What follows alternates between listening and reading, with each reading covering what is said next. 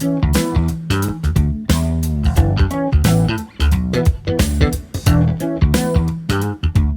咗個 website 出嚟，又覺得佢好慢喎。上一條片又話 CDN 唔關係，咁究竟有啲咩可以幫到我將個網站再加快啲咧？咁樣今日就係想講下一個叫 TripPex 嘅一個 software。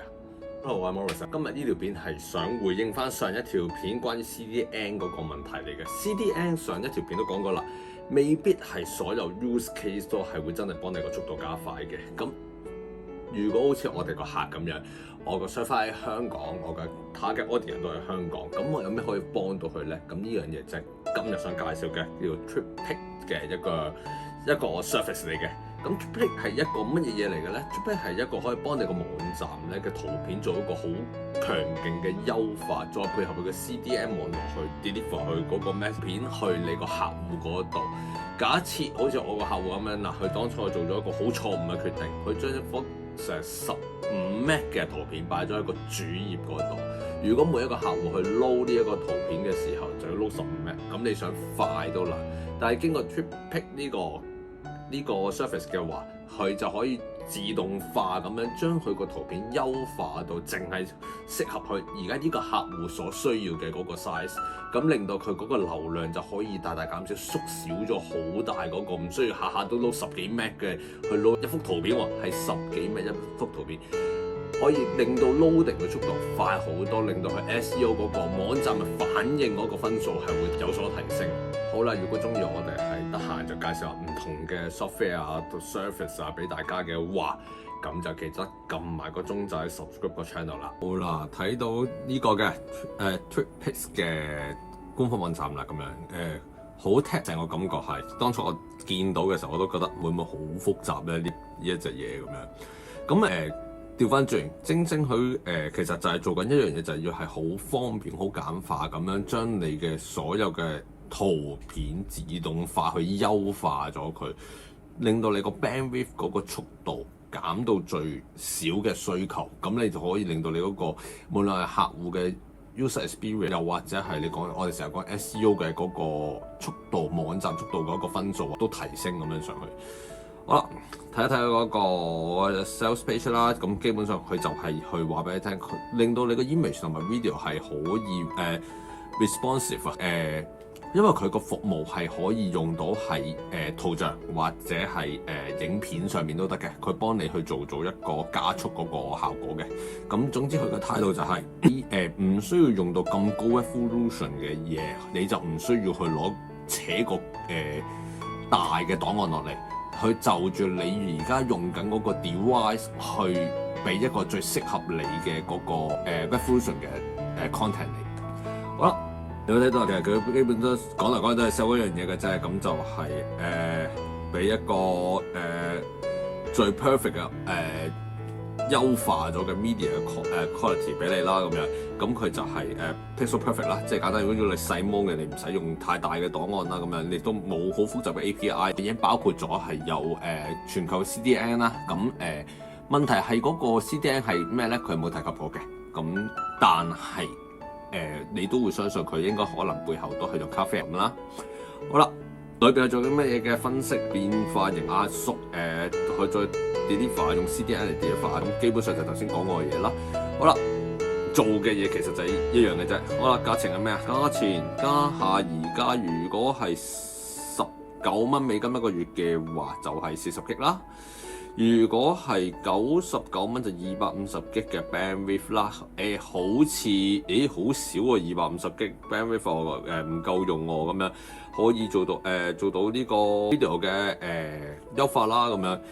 好啦，可以睇下我哋而家個實例係點樣嘅。免費3 G 就基本上用唔得㗎啦，咁會好啦，睇一睇。好啦，因為有關客戶嗰啲資料咧，咁樣所以我哋就冇慢慢撳落去啦。OK， 淨係睇下佢究竟做咗啲咩？好啦，頭先講話有個客戶就懟咗20 M 一張圖片落去個 website 個 front page 嗰度，導致咗個 website 就慢到飛起啦。每一次 load 都 load 20 M 啦，咁樣。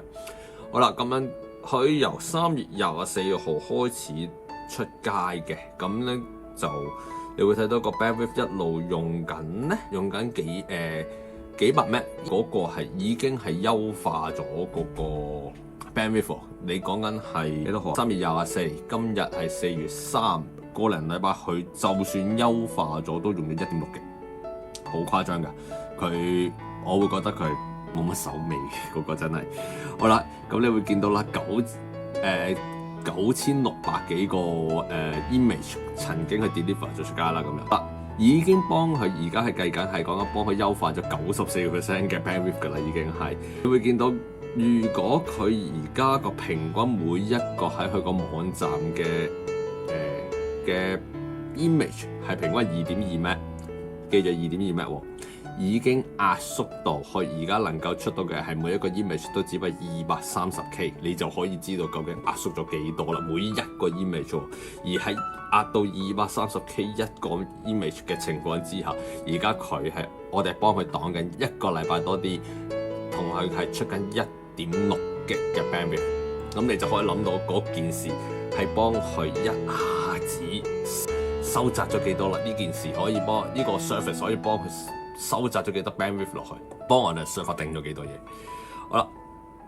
呢個就係佢嘅數據啦。咁 setting 我就唔出啦。咁就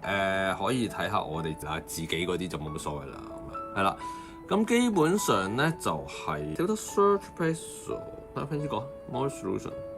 其實佢嗰個做法咧就係兩條 URL 嘅啫，其實就係一個佢俾我哋嘅domain 啦，一條 URL 啦。咁所有由呢一個我哋本身 moresolution.net 去產生到嘅，無論 image 嗱，而家我就 set 咗 image，因為 video 我擺咗 YouTube 咁，我冇搞 video 嗰 part。正 image 嘅話，逢親喺呢一個 domain 底下嘅 image，佢都會 copy 一個方案，就會擺咗喺呢一個咁嘅 link 嗰度。而當每一次 call， 因為我哋 WordPress 有個 plugin 嘅，咁基本上佢一 call 嘅時候咧，就會係 call 呢個落去，經過 plugin 就會選擇，我哋會 set 咗10層唔同嘅 size， 佢就會揀個最適合嘅 size 嗰個 version 先 deliver 去個客個 user 嗰度睇。咁所以就會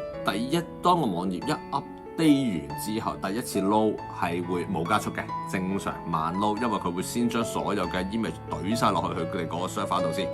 好啦，第二次再 load 嘅時候，佢就唔會再喺我個 server 嗰度揾嘢啦，而係喺佢哋 TweetPic 嗰個 server 嗰度去揾嗰張圖出嚟，再揾一個最適合嘅嗰個解像度去 deliver 出嚟，就係咁多。OK， 呢個就係佢哋去做緊嗰個功能，冇啦，其他嗰啲 setting 基本上就唔使。普通人唔使讀，我哋都唔讀嘅，已經係咁就係咁樣去 deliver 到個 image， 咁樣去做一個加速，咁就縱使好似我個客咁樣啦 server 喺香港 target audience 喺香港 CDN 幫唔到佢嘅話 TweetPic 就可以幫到佢加速啦。好啦，咁樣 TweetPic 有乜嘢獨特嘅賣點啊？咁佢係可以係即時可以做得到，你只要裝個 plugin 落去個 WordPress 個網站嗰度，咁佢已經即時喺背後做嘢㗎啦。咁你唔需要做任何 setting， 你唔使好似Cloudflare 咁樣又要綁 DNS， 點樣去轉 link server 呢啲咁 tech 嘅嘢，咁基本上就乜都唔使噶啦，裝個 plugin 搞掂。OK， 定價佢係好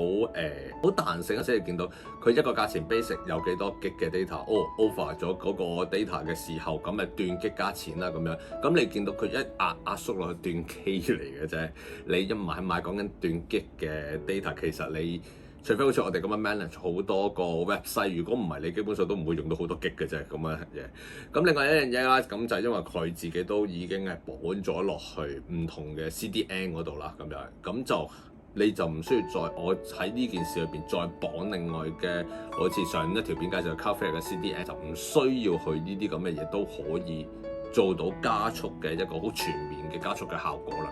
咁樣一般嚟講 TweetPic 係一個好厲害嘅一個幫網站加速嘅software， 一個 service 嚟嘅，咁只要你個網站係有好大量嘅圖片，你係可能係唔同嘅網店嘅時候好多唔同 product 嘅相片 video 嘅話，咁其實佢都係好有效咁樣去幫你去做一個網站加速，去令到你嗰個 user experience 嗰個用戶體驗可以優化嘅。咁基本上你逢親你係做 website design， 你做搞親網站嘅人，你其實呢一個你都應該要試一試㗎啦。好啦，最後如果對 TweetPic 有乜嘢嘅疑問，有咩想問，或者對於相關嘅唔同嘅 software 嘅 service 都係有興趣嘅，可以喺評論區嗰度講一講，留一留言。歡迎大家留言，亦都可以俾啲 idea 我之後拍啲咩片。OK，係咁多。